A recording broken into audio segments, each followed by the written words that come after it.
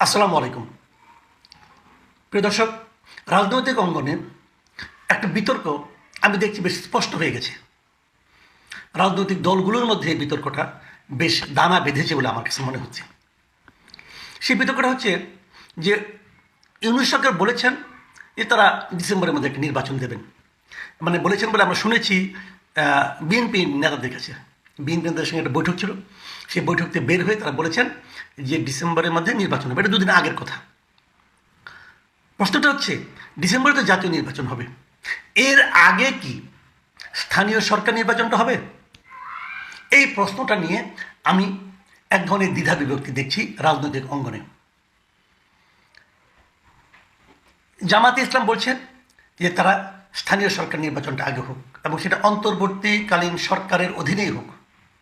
জামাতে ইসলামের যিনি সেক্রেটারি জেনারেল মিয়া গোলাম পরোয়ার দুদিন আগে উনি নির্বাচন কমিশনের সঙ্গে দেখা করতে গিয়েছিলেন। সেখান থেকে বের হয়ে এসে তিনি সাংবাদিকদের এই কথাটা বলেন। এটাই তাদের দলের অবস্থান বলেও তিনি জানান। আর বিএনপির নেতারা স্পষ্টভাবে বলেছেন 10 ফেব্রুয়ারি যখন উনি যমুনায় গিয়ে প্রধান উপদেষ্টার সঙ্গে দেখা করে ওখান থেকে বের হয়ে উনি সাংবাদিকদের বলেন, স্পষ্ট বলেছেন যে আমরা স্থানীয় সরকার নির্বাচনের বিষয়ে একমত হব না। আগেও বলেছি, এখনও বলছি, জাতীয় নির্বাচনের আগে স্থানীয় সরকারের নির্বাচন হবে না। মানে হবে না, চাই না, হওয়া উচিত না, এগুলি না, কিন্তু হবে না। কেন হবে না? লজিকটা কি? অথবা কেন হবে, লজিকটা কি? কেউ কিন্তু লজিক দেয় না, কেউ কিন্তু কারণটা, আমি অনেক খুঁজেছি গত কয়েকদিনে, কেউ কারণটা বলে না। বিএনপির এক কথা, আগে জাতীয় নির্বাচন, তার আগে নির্বাচনটা হবে না। হ্যাঁ, বিএনপির একজন একটা লজিক দিয়েছেন, সেই লজিকটা দিয়ে বলেছেন বিএনপির অনেক নেতা, ওটা নাম ধরে আমি পাইনি, আমি একটা পত্রিকার একটা রিপোর্ট পড়লাম, সেখানে লেখা হয়েছে যে বিএনপির অনেক নেতা মনে করেন স্থানীয় সরকার নির্বাচন আগে হলে সেই জনপ্রতিনিধিদের বৈষম্য বিরোধী ছাত্র আন্দোলন ও জাতীয় নাগরিক কমিটির নতুন দল গঠনের ক্ষেত্রে তৃণমূলের ভিত্তি হিসাবে ব্যবহার করার চেষ্টা হতে পারে। কারণ যেহেতু নতুন দল গঠনের সরকারের সহযোগিতা থাকতে পারে এমন অভিযোগ রয়েছে।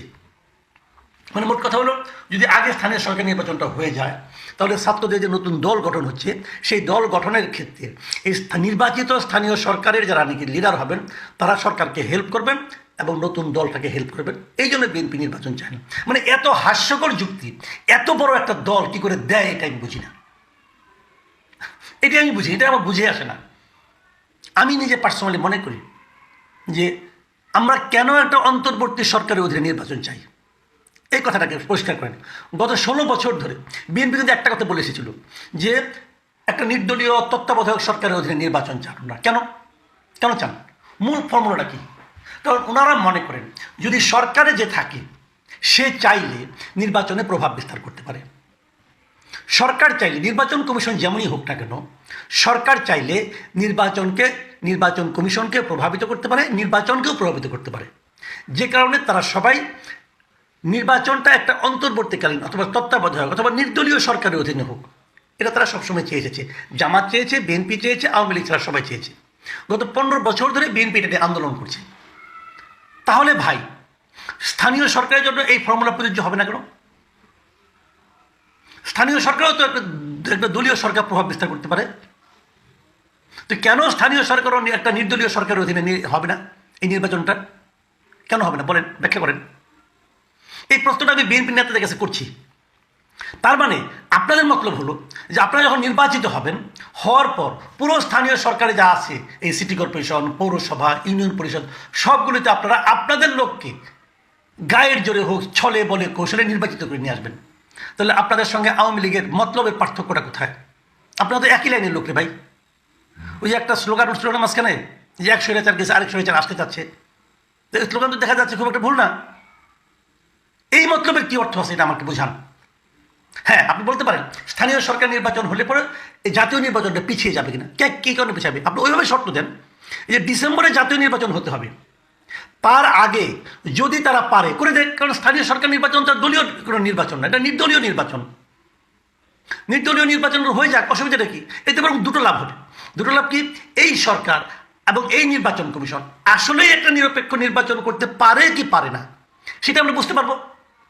এটা একদিনে না হয় আপনি 2 ধাপে করেন, 3 ধাপে করেন, তাহলে তারা একটা কাজের মধ্যে থাকলো।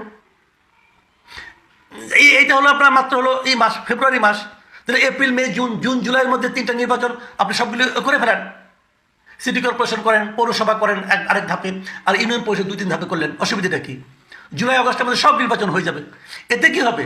এই নির্বাচন কমিশন নির্বাচন করার ক্ষেত্রে একটা ওয়ার্ম আপ মতো অবস্থায় তারা চলে যাবে। তারা একটা প্র্যাকটিসের মধ্যে থাকবে যে নির্বাচনটা তারা ভালোভাবে করতে পারে। তাদের একটা পরীক্ষা হয়ে যাবে, সরকারেরও একটা পরীক্ষা হবে। কেন করবেন না আপনি এটা করেন। হ্যাঁ, বিএনপি আরেকটা দাবি করতে পারে। সেই দাবিটা কী করতে পারে? যে তাহলে ছাত্র উপদেষ্টা যারা আছে তাদেরকে সরাই দিতে হবে, কারণ তারাও এখানে থেকে এদের উপর প্রভাব বিস্তার করবে। বিশেষ করে এলজিআরডি মিনিস্ট্রিতে যে একটা ছাত্র প্রতিনিধি আছে তাকে তো সরাইতেই হবে, কারণ উনি যদি এলজিআরডি মিনিস্ট্রিতে থাকেন তো তার আন্ডারেই তো এই সবগুলো স্থানীয় সরকার, কাজে ওটাকে সরাইতে হবে, ওনাকে চেঞ্জ করতে হবে। ওই যে ওনার বাবা যে বাহাদুরি করে বলে মুরাদ করে যে সবচেয়ে বড় মন্ত্রণালয় আমার ছেলের হাতে, এটা বলা বন্ধ করতে হবে ভাই। অলরেডি বলা বলি শুরু হয়ে গেছে, এটা বন্ধ করতে হবে। এটা বন্ধ করে দেন। সহজ হিসাব, নির্বাচনে আমি তো মনে করি এখনই ইমিডিয়েট এই 3জন ছাত্র উপদেষ্টাকে উপদেষ্টা পরিষদ থেকে বের করে দেওয়া উচিত।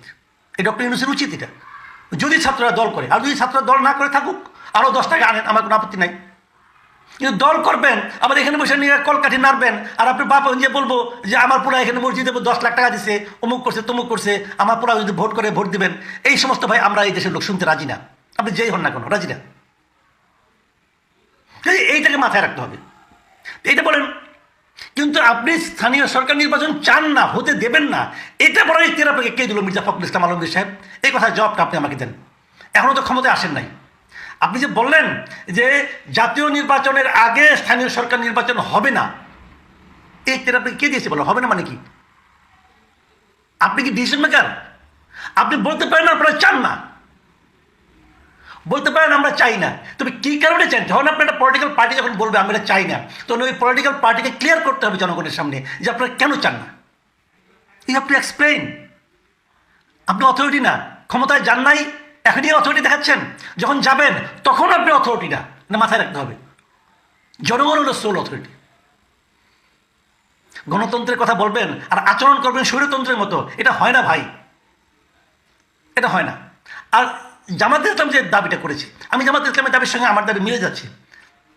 জামাত ইসলামকেও বলবো দাবিটা যেন গণতান্ত্রিক কারণে হয়, কোনো মতলবী কারণে না হয়। মতলবী কারণের দাবি ভালো না।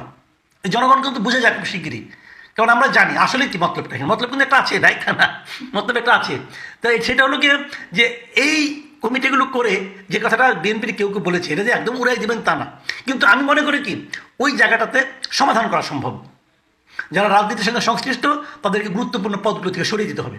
আমরা জেনেছি যে জামাতের বিভিন্ন লোক কিন্তু সরকারের গুরুত্বপূর্ণ জায়গাগুলোতে বসে আছেন, বিভিন্ন জায়গায় সচিব, অন্যান্য গুরুত্বপূর্ণ জায়গায় জামাতের লোক বসে আছেন, যাদের নাকি জামাতের সংশ্লিষ্টতা আছে যে সমস্ত কর্মকর্তার সঙ্গে, তাদের অতীতে, তাদেরকে সরাতে হবে ভাই, এগুলি সরাতে হবে। প্রিয় দর্শক, আমার কথা স্পষ্ট, আমি মনে করি আগে স্থানীয় সরকার নির্বাচন হওয়া উচিত, কারণ আমরা কোনো নির্বাচনই কোনো রাজনৈতিক সরকারের অধীনে দিতে চাই না। নট অনলি দ্যাট, আগামীতেও যে নির্বাচনগুলি হবে, জাতীয় নির্বাচন অথবা স্থানীয় সরকার নির্বাচন, সবই এরকম তত্ত্বাবধায়ক সরকারের অধীনে হওয়া উচিত। যখন নতুন 5 বছর পর যখন নতুন তত্ত্বাবধায়ক সরকার আসবে, তারা এসে প্রথমে স্থানীয় সরকার নির্বাচন করবে, তারপরে জাতীয় নির্বাচন করবে। হ্যাঁ, দুটো উপনির্বাচন হলে সেগুলো করতে পারে রাজনৈতিক সরকার, ওগুলো দিয়ে বরং তাদের মতলবটা টের পাওয়া যাবে, তাদের ইন্টেনশনটা বোঝা যাবে। কিন্তু নির্বাচন, যে কোনো নির্বাচন, বড় নির্বাচন তত্ত্বাবধায়ক এবং নির্দলীয় সরকারের অধীনে হতে হবে, এটাই জনগণের দাবি। প্রিয় দর্শক, এখন এই পর্যন্তই। আল্লাহ হাফিজ।